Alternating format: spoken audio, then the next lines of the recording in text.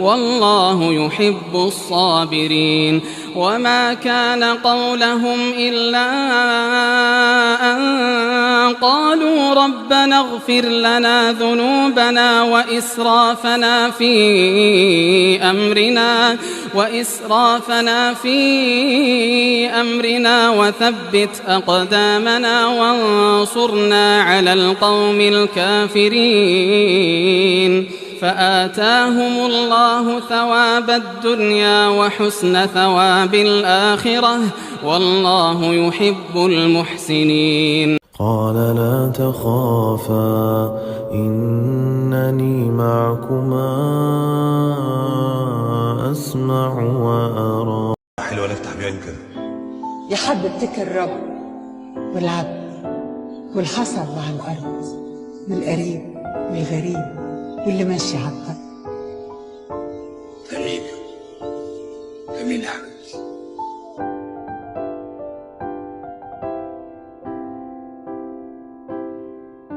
انت تقديراتك ايه في الكليه؟ دعوة يا باشا. اقسم بالله 3 مرات دعوات امك هي اللي تخليك تفلح. دعوات الام والاب تخلي الابن فالح. ما شفت واحد ام وابوه غضبانين عليه الا الفشل بيحوطه من كل جهه. الام غاليه جدا جدا جدا. الرسول سئل من احق الناس بصحابتي يا رسول الله؟ قال امه. قال ثم من؟ قال امه. قال ثم من؟ قال امه. قال ثم من؟ قال ابوك. أمك وأهم حاجة في الدنيا إنك ترد دين أمك. اسمع كلام راجل عجوز يا ابني. يما يا جابر بلاش التنهيدة دي، بكرة ربنا هيفرجها عليك من وسع. يا رب يما يا رب. اسكت، مش أنا حلمت لك حلم إن أنا إيه؟ أيوه حلوة أوي. طب احكي. لا أقول لك، تعالى احكي يما. شفتك بقى إيه في شارع طويل كده مليان شجر، وأنت ماسك في إيدك إيه حاجة مليانة مية وعمال بترش عليها كده، والشجر يرعرع ويكبر ويضلل عليك، وأنت بقى كنت لابس جلابية بيض. ربنا هيفرجها عليك من وسع وهيديك خير مش هتعرف تعد. يما.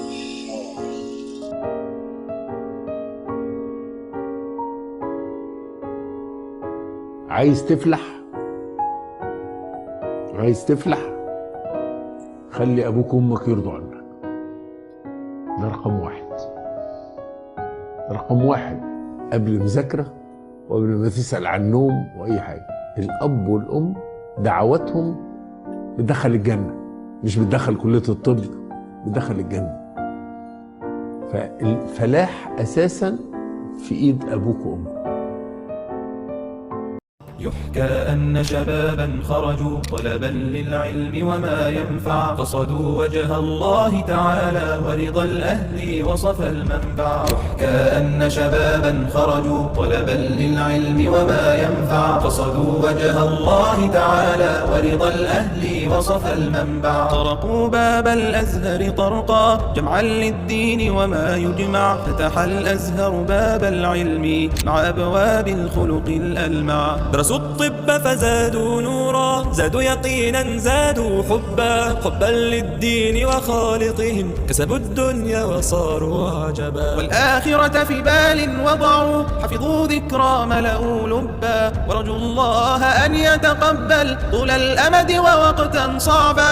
كأن شبابا خرجوا طلبا للعلم وما ينفع، قصدوا وجه الله تعالى ورضا الأهل وصف المنبع. أماه يا أمي يا نور قد شع ضياء وكفاحا، بشراك اليوم يا بشرى ربيبك قد نال فلاحا. وأبي ما زالت كلمته في العقل بريقا وسلاحا، قد حفرت في القلب بحب وازدادت بالنفس صلاحا.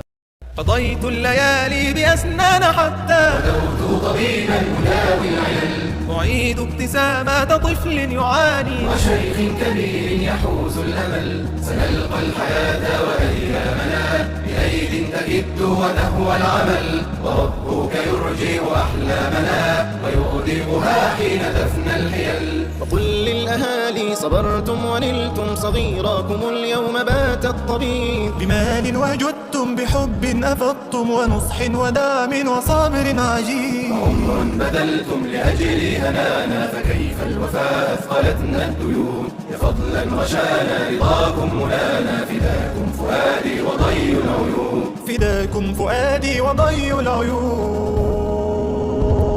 من ها هنا سمعت بنا أوطاننا وتنقلت بين الورى أخبارنا. قوم قد احتملوا الكثير بدربهم وبكفهم حملوا الشفاء إلى الدنا. وهنا صديقي أين عاد أحلامنا، وهنا تشاركنا الليالي بيننا. والمال والآمال والأدوات واللحظات والضحكات من أعماقنا. عملينا نظرينا حالاتنا، هل تذكر الأيام ما صنعت بنا؟ أيام كنا في المتاعب رفقة، كنا نهون همنا عن بعضنا. طب وفن يحتويه مجالنا، فالداء ينسى والجمال يصور. حزن التقدم واسألوا أقراننا، وعلى الدوام بعلمنا نتطور. أسناننا أزهر ذات شأن دائما، وعلى جميع مجالنا تتصدر. صرح التدين والتمدن والعلا، يا أزهري بك ما حيينا نفخر. الدرب ومؤنسه وأمين السر ومن يروي حاجات النفس ومهجتها ولوازم بهجتها تدري. قد كنت رفيقا وحبيبا معطاء الصدق ومن تثري أرواحنا دوما بجمالك، وطنين الأمل بكم يدوي. يحكى أن شبابا خرجوا طلبا للعلم وما ينفع، قصدوا وجه الله تعالى ورضا الأهل وصفى المنبع. اليوم فرغنا من تعب قد كان سنينا يطوينا، وأصبنا المجد وآمالا في النفس تسير وتثرينا. واليوم ارتسمت بسمتنا في الوجه وصارت تروينا، قد بات القلب مبيت رضا والمولى أراد ورضينا.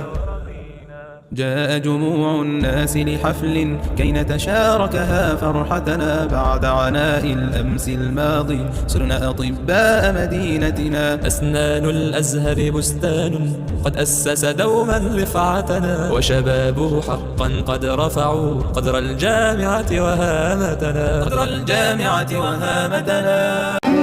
يعني انت لو رحت للمدرس وقلت له افرض انا بدات من دلوقتي، والمدرس ده قال لك لا ما تبقى، لو بدات من دلوقتي مش هتتساوى، ربنا مش هيساويك مع اللي بدا من الاول، على سبيل المثال ده كان رده.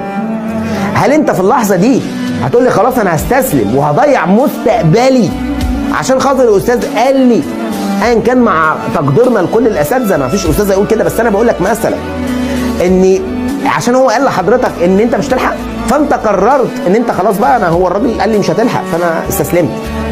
يا ابني ده مستقبلك، ما تتعاملش مع مستقبلك برفاهيه، اللي هو جه ما جاش خلاص.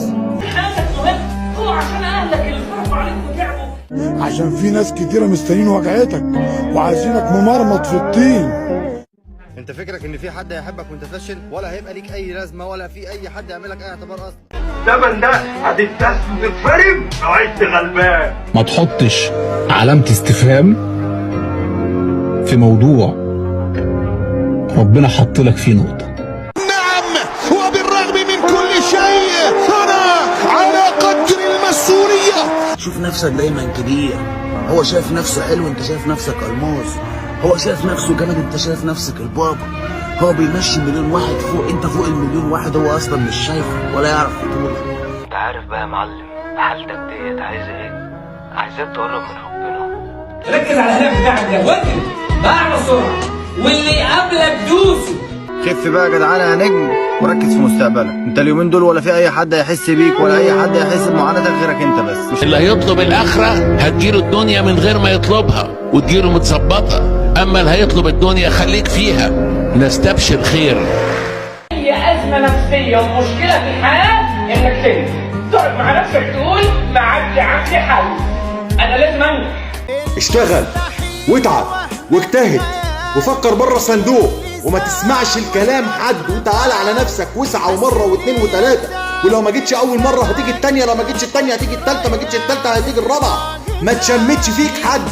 في ناس مراهنه على فشلك وفي ناس مراهنه على نجاحك، عايزين نكسب الناس اللي مراهنه على نجاحك.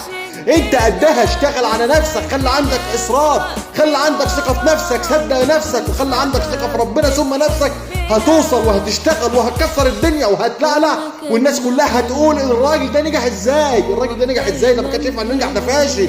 انت ساعتها هتخرس الالسنه. خليك واثق في نفسك واثق في ربنا، اشتغل واتعب، قول يا رب ما تقولش يا عبد، انت قدها والله هتوصل وهتكسر الدنيا. الرساله دي ليك، الرساله دي مش صدفه، الرساله دي ليك. انت جواك حلو وعندك حاجات كتير حلوه، حاول تدور عليها، حاول تبرزها، حاول لما تلاقيها تثقلها وطور من نفسك هتوصل. في الوقت اللي انت فيه مشغول بتدمير نفسك والتقليل من ذاتك، في ناس مرعوبه من امكانياتك فعلا، في ناس عارفه انك يوم ما تقف على رجلك هتغطي على الكل، في ناس خايفه منك انك تفهم قيمه نفسك علشان هتجري في طريق ومحدش يعرف يلحقك فيه. وخليك متاكد ان اللي بيكره لك الخير عمره ما هيجي يقول لك انت شاطر في ايه. لازم تسعى ورا نفسك وتسعى ورا دماغك لحد ما تعرف انت شاطر في ايه وتعمله، علشان حرام الناس دي كلها تبقى مرعوبه منك وانت قاعد بتشكك في نفسك.